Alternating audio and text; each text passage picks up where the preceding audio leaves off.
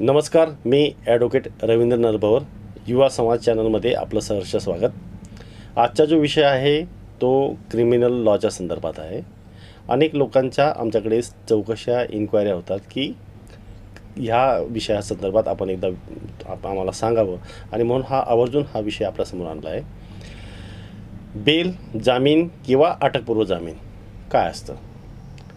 तर CRPCचा सेक्शन 437, 38 आणि 439 प्रमाणे आपल्याला बेल घेता येतो किंवा अँटिसिपेटरी बेल घेता येतो. जर आपल्या विरोधात दखलपात्र स्वरूपाचा किंवा सिरियस नेचरचा एखादा गुन्हा दाखल झाला असेल आणि ह्या गुन्ह्यामध्ये तुम्हाला अटक होण्याची शक्यता असेल, तर अशा वेळेस तुम्ही प्रायर कोर्टासमोर जाऊन किंवा तुम्ही आधी कोर्टाला समोर हजर होऊन तुमचा बेल तुम्ही घेऊ शकता. बऱ्याच वेळेस क्रिमिनल केसेसमध्ये आपल्याला जाणीवपूर्वक अडकवलं असेल किंवा आपण जर अटक झालो तर आपली बदनामी होऊ शकते, आपल्या व्यवसायावर परिणाम होऊ शकतो किंवा आपलं रेप्युटेशन खराब होऊ शकतं. असे काही गोष्टी असतील तर अशा वेळेस आपल्याला मेहरबान कोर्ट आपली सगळी बाजू ऐकून आपल्याला अटकपूर्व जामीन हा देऊ शकतो. तर या केसमध्ये मग तुम्हाला पोलीस अटक करत नाही, मात्र चौकशी इन्क्वायरी जी काय असेल ती कंप्लीट केली जाते. जर तुम्ही एखाद्या गुन्ह्यामध्ये अटक झाला असाल किंवा तुम्हाला अटक केली असेल पोलिसांनी आणि तो नॉन बेलेबल सेक्शन असेल, तर अशा वेळेस मग काय, तर नॉन बेलेबल सेक्शनमध्ये आपल्याला बेल मिळत नाही. आणि मग ती बेल कधी मिळते, तर ही बेल तुम्हाला मिळते इन्व्हेस्टिगेशन कंप्लीट झाल्यानंतर. तर इन्व्हेस्टिगेशन कंप्लीट झाल्यानंतर जर तुमच्याकडे पोलिसांना आता करण्यासारखं काय राहिलं नसेल, तर मग अशा वेळेस तुम्ही मेहरबान कोर्टामध्ये 437 किंवा 438 किंवा 439 प्रमाणे अर्ज दाखल करून आपल्याला बेलवर मुक्तता करावी किंवा आपल्याला जामिनावर मुक्तता करावी अशी याचिका दाखल करू शकतो. जर हे सेशन ट्रायल केस असे सेक्शन असतील, जर हे सिरियस नेचरचे काही ऑफेन्स असतील किंवा बॉडी ऑफेन्स सिरियस नेचरचे असतील किंवा प्रॉपर्टीचे सिरियस ऑफेन्स असतील, तर अशा वेळेस तुम्हाला बेल जी आहे ते ट्रायल कोर्टासमोर न देता तुम्हाला सेशन कोर्टामध्ये किंवा हायकोर्टामध्ये हे दाखल करावे.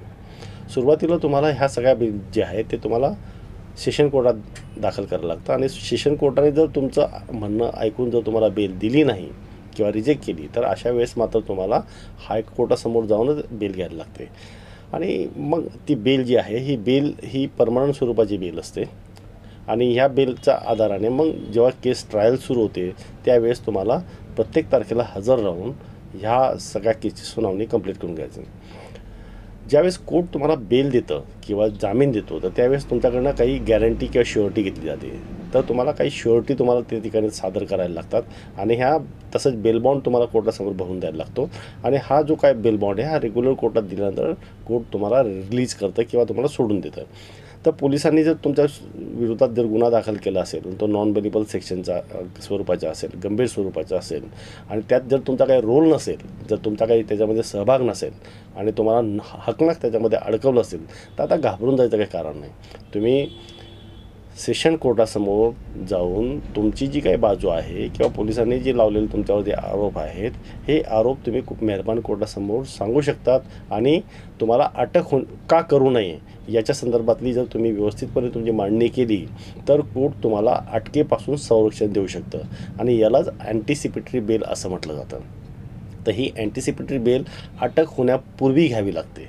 जर तुम्ही अटक झाला असेल तर मग ती रेग्युलर बेल होते, आणि ती 437 आणि 38 प्रमाणे घ्यावी लागते. 437 आणि 39 प्रमाणे घ्यायला लागते. तर हा बेलचा एक जो कायदा आहे, तर बेल हा काय राईट नाही, परंतु बेल हे कोर्टाचं डिस्क्रिशन आहे. आणि हे बेल घेण्याचा अधिकार किंवा राईट जो आहे तो इन्व्हेस्टिगेशन कंप्लीट झाल्यानंतर, म्हणजे साधारणपणे चार्जशीट दाखल झाल्यानंतर आपल्याला घेता येऊ शकतं. तर ही माहिती आपल्या कायद्याच्या दृष्टीने आपल्याला उपयुक्त होईल अशी आशा धरतो. धन्यवाद.